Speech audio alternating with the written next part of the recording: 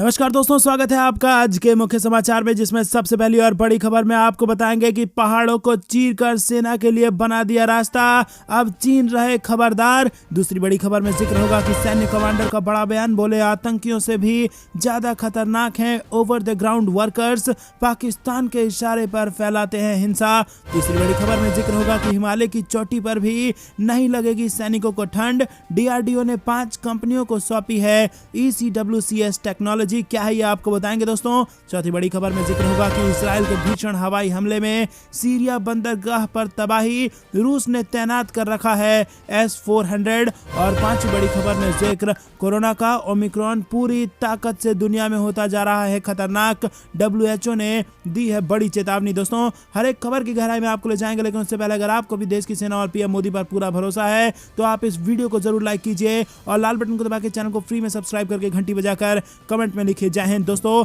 आज का टारगेट है 2000 लाइक का, तो सभी देशभक्त एकजुट हो जाइए और अपना समर्थन दर्ज कराइए। 2000 लाइक्स के लक्ष्य को पूरा कराइए। रुक करते हैं सबसे पहली और बड़ी खबर की तरफ। पहाड़ों को चीरकर सेना के लिए बना दिया रास्ता, चीन रहे खबरदार। जी हां दोस्तों, अरुणाचल पर पहले से ही बुरी नजर, डोकलाम और फिर लद्दाख में दुस्साहस देख भारत ने चीन से लगती सीमा पर अपनी रक्षा तैयारियों को काफी पुख्ता कर दिया है। बॉर्डर तक बड़े हथियार और अतिरिक्त सैनिकों की फौरन तैनाती के लिए सड़कों का जाल बिछाया जा रहा है। रक्षा मंत्री राजनाथ सिंह ने भी साफ कहा है कि आज के अनिश्चित माहौल में किसी भी तरह के संघर्ष की आशंका से इनकार नहीं किया जा सकता है। इसी तैयारी में पहाड़ों को चीरकर सेना के लिए रास्ता तैयार किया जा रहा है। बॉर्डर के करीब ऐसे ही 2 क्षेत्रों में दमदार पुल खड़े किए गए हैं। रक्षा मंत्री ने हाल ही में 4 राज्यों और 2 केंद्र शासित प्रदेशों में सीमा सड़क संगठन द्वारा बनाए गए 24 पुलों और 3 सड़कों को राष्ट्र को समर्पित किया है। और इन 24 पुलों में से 9 जम्मू कश्मीर, 5 लद्दाख और 5 हिमाचल प्रदेश में और 3 उत्तराखंड में है। इसी के साथ एक सिक्किम और अरुणाचल प्रदेश में भी है। 3 सड़कों में से 2 लद्दाख में और 1 पश्चिम बंगाल में है। तो दोस्तों, अब पहाड़ों को चीरकर चीन के भीतर घुसेगी देश की सेना और इसके लिए मोदी सरकार ने कर दिया है पुख्ता इंतजाम। रुक करते हैं अगली बड़ी खबर की तरफ, लेकिन उससे पहले वीडियो लाइक करना मत भूलिए। ध्यान रहे 2000 लाइक से ज्यादा का लक्ष्य है। रुक करते हैं अगली बड़ी खबर की तरफ। सैन्य कमांडर का बड़ा बयान, आतंकियों से भी खतरनाक है over the ground worker, Pakistan के इशारे पर फैलाते हैं हिंसा। जी हाँ दोस्तों, जम्मू कश्मीर में आतंकियों से भी खतरनाक है ओवर ग्राउंड वर्कर, जो पाकिस्तान के इशारे पर घाटी में भटके हुए युवाओं की आर्थिक मदद कर उनके जरिए हिंसा फैलाते हैं। ये बात यहां आयोजित 2 दिवसीय संगोष्ठी के पहले दिन मंगलवार को उद्घाटन भाषण में चिनार कोर के GCO lieutenant general DP Pandey ने कही है। स्थानीय कैंट में सैन्य में आतंकवाद से गतिशील तरीकों से निपटा जा रहा है। ओवर द ग्राउंड वर्कर उस पाकिस्तानी नेटवर्क का हिस्सा है घाटी में शांति लाने के लिए जिनसे निपटना जरूरी है। दोस्तों, आपको बता दें कि कुछ लोग ऐसे हैं जो पाकिस्तान के इशारों पर देश को नुकसान पहुंचाने की कोशिश करते हैं और वो आतंकवाद तो नहीं, उनको ओवर द ग्राउंड वर्कर कहा जाता है। और सैन्य कमांडर का ये बयान आया है कि आतंकियों से भी ज्यादा खतरनाक होते हैं ऐसे ओवर द ग्राउंड वर्कर। रुक करते हैं अगली बड़ी खबर की तरफ। हिमालय की चोटी पर भी नहीं लगेगी सैनिकों को ठंड, DRDO ने 5 कंपनियों को सौंप दी है ECWCS टेक्नोलॉजी। जी हाँ दोस्तों, ये टेक्नोलॉजी ग्लेशियर हिमालय की चोटियों में अपने निरंतर संचालन के लिए भारतीय सेना को जरूरत पड़ती है। दोस्तों, अब पहाड़ की ऊंची चोटियों पर भी दुश्मनों के दांत खट्टे करेगी देश की सेना। DRDO ने ये बड़ी टेक्नोलॉजी सौंप दी है। रुक करते हैं अगली बड़ी खबर की तरफ। इजराइल के भीषण हवाई हमले में सीरियाई बंदरगाह पर तबाही, रूस ने तैनात कर रखा है S-400 मिसाइल। जी हां दोस्तों, इजराइल की वायुसेना ने सीरिया के लटाकिया बंदरगाह पर भीषण हवाई हमला किया है। दावा है कि इस हमले में सीरिया में आ रहे हथियारों और विस्फोटकों को निशाना बनाया गया है और इस हमले के बाद बंदरगाह पर जोरदार धमाके हुए और आग की भीषण लपटें उठती देखी गई। करीब 10 घंटे तक आग पर काबू नहीं पाया जा सका। लटाकिया वही जगह है जहां पर रूस के सैनिक मौजूद हैं और उसने अपने सबसे अत्याधुनिक S-400 एयर डिफेंस सिस्टम को वहां तैनात कर रखा है। तो करते हैं अगली बड़ी खबर की तरफ, जो कि कोरोना से जुड़ी आ रही है। ओमिक्रॉन पूरी दुनिया में होता जा रहा है खतरनाक, WHO ने दे दी है इसको लेकर चेतावनी। जी हाँ दोस्तों, कोरोना वायरस के नए वेरिएंट ने पूरी दुनिया को चिंता में डाल रखा है। WHO ने बुधवार को एक बयान में कहा कि ओमिक्रॉन वेरिएंट का खतरा अभी भी बहुत ज्यादा है। WHO की ये प्रतिक्रिया पिछले सप्ताह वैश्विक स्तर पर कोविड-19 के 11% मामले बढ़ने के बाद आई है। भारत में भी ओमिक्रॉन इन्फेक्शन के मामले बढ़कर 781 पहुंच गए हैं। कोविड-19 के साप्ताहिक एपिडेमियोलॉजिकल अपडेट में WHO ने कहा कि कई देशों में वायरस के तेजी से फैलने के पीछे नया ओमिक्रॉन वेरिएंट शामिल है और ये उन देशों में भी आगे निकल चुका है जहां पहले डेल्टा वेरिएंट हावी था। UN हेल्थ एजेंसी ने कहा कि नए वेरिएंट ऑफ कंसर्न ओमिक्रॉन का ओवरऑल रिस्क बहुत ज्यादा है। रुक करते हैं अगली बड़ी खबर की तरफ। उत्तराखंड में बर्फबारी, दिल्ली में बारिश के बाद कड़ाके की ठंड, देश भर में मौसम का हाल। जी हां दोस्तों, पहाड़ों में भारी बर्फबारी और मैदानों में छिटपुट बारिश ने ठंड को बढ़ा दिया है। जम्मू कश्मीर के कश्मीर में मंगलवार को श्रीनगर को छोड़कर सभी जिलों में पारा शून्य से नीचे रहा। हिमाचल में भी जगह जगह बर्फबारी से मौसम सर्द हुआ।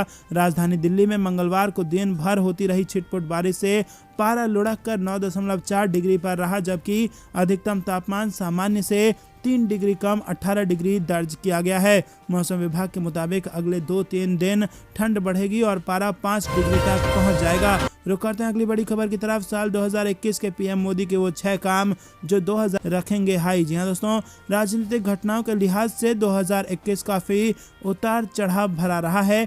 प्रधानमंत्री नरेंद्र मोदी ने ऐसे सियासी कदम उठाए हैं जिन्होंने देश की राजनीति की दशा दिशा बदलने का काम किया है। देश के सभी लोगों को मुफ्त वैक्सीन देने का फैसला किया तो काशी कॉरिडोर का शिलान्यास व केदारनाथ में आदि शंकराचार्य की मूर्ति का अनावरण कर वो हिंदुत्व का एजेंडा सेट करते नजर आए।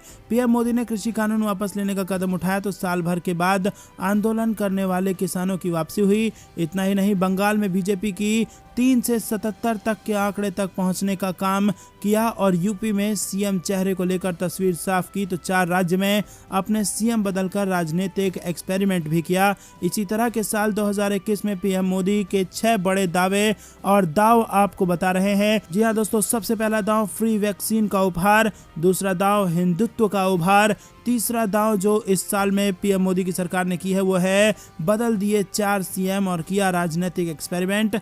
चौथा जो बड़ा दाव भाजपा ने खेला है वो है ये बंगाल में विस्तार।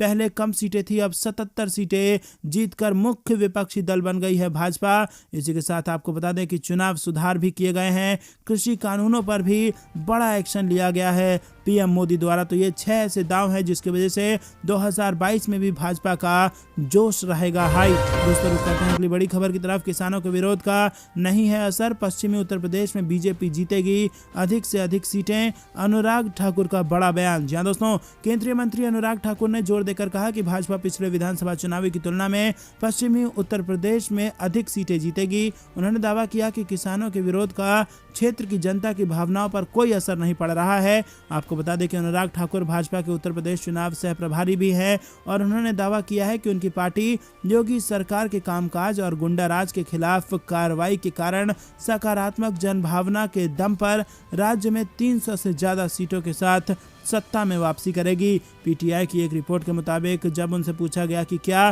कृषि कानूनों को वापस लेने से पश्चिमी उत्तर प्रदेश में भाजपा को फायदा होगा, अनुराग ठाकुर ने कहा कि हम किसानों के लाभ के लिए बिल लाए। जैसा कि प्रधानमंत्री नरेंद्र मोदी ने कहा, शायद कुछ कमी के कारण हम किसानों को समझ नहीं सके, भले ही बिल निरस्त कर दिए गए लेकिन ये राष्ट्र हित में किया गया था। आपको बता दें 403 सदस्यीय यूपी विधानसभा में पश्चिमी उत्तर प्रदेश में 76 सीटें हैं। 2017 में भाजपा ने इस क्षेत्र की 76 सीटों में से 66 सीटें हासिल की थी, जबकि समाजवादी पार्टी, बहुजन समाज पार्टी और कांग्रेस ने 4, 3 और 2 सीटें जीती थी। तो दोस्तों पश्चिमी उत्तर प्रदेश में भी कायम है भाजपा का जलवा और फिर से प्रचंड बहुमत से होगी जीत। रुक करते हैं अगली बड़ी खबर की तरफ।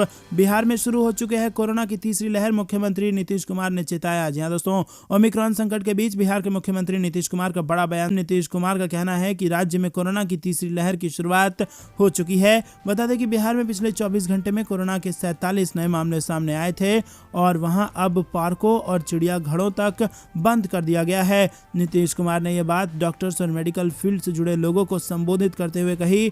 नीतीश ने कहा कि दुनिया के दूसरे हिस्सों के साथ साथ बिहार में भी तीसरे दौर की शुरुआत हो गई है, जिसको लेकर मेडिकल स्टाफ ने विभिन्न तैयारियां की हैं। कोरोना के बढ़ते मामले को देखते हुए बिहार सरकार ने फैसला लिया है कि 31 दिसंबर से लेकर 2 जनवरी तक बिहार के सभी पार्क को और चिड़ियाघर को बंद रखेंगे। नए साल के जश्न पर भी रोक लगा दी गई है। बीते दिनों नीतीश कुमार ने राज्य में नाइट कर्फ्यू को लेकर बताया था कि अभी इसकी जरूरत नहीं है।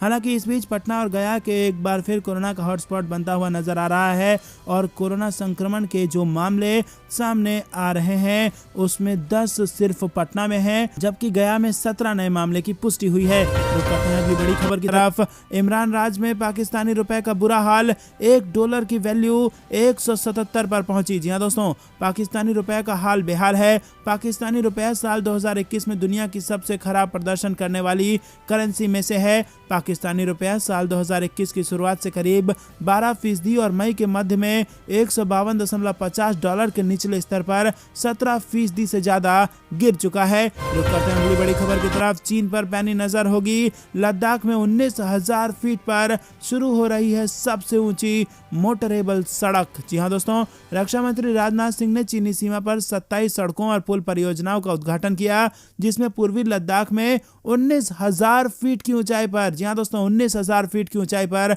सड़क और सिक्किम में संवेदनशील डोकलाम क्षेत्र के पास एक सड़क शामिल है। ये दोनों बहुत ही जरूरी सड़क हैं। सीमावर्ती क्षेत्रों से बेहतर कनेक्टिविटी के लिए ये परियोजनाएं बहुत ज्यादा महत्वपूर्ण हैं और दूर दराज के इलाकों में बुनियादी ढांचे को भी मजबूत करेंगी ये। और सीमा परियोजनाओं में 3 सड़कों और 24 पुलों का वस्तुतः उद्घाटन किया गया है। तो दोस्तों, भारत की सेना हो गई है और मजबूत और अब जरूरत पड़ने पर तुरंत चीन के भीतर घुसकर धावा बोला जा सकता है। ऐसी सड़कें मोदी राज में बना दी गई हैं। दोस्तों, आप वीडियो को लाइक करना मत भूलिएगा, समर्थन जरूर दर्ज कराइएगा और कमेंट में बताइए कि क्या मोदी राज में चीन अपने घुटनों पर आएगा, हाँ या ना में अपनी राय बताइए। रुक करते हैं अगली बड़ी खबर की तरफ। चीन में कोरोना केस बढ़ने से हाहाकार। सख्त लॉकडाउन की वजह से खाने को तरस रहे हैं लोग, बोले हम भूख से मर रहे हैं। जी हाँ दोस्तों, चीन में कोरोना वायरस के बढ़ते संक्रमण के बीच देश के उत्तरी क्षेत्र में लॉकडाउन लगा दिया गया है। यहाँ लाखों लोगों को घर में रहने। दरअसल चीन में कोविड-19 के मामले तेजी से बढ़ रहे हैं और मौजूदा आंकड़े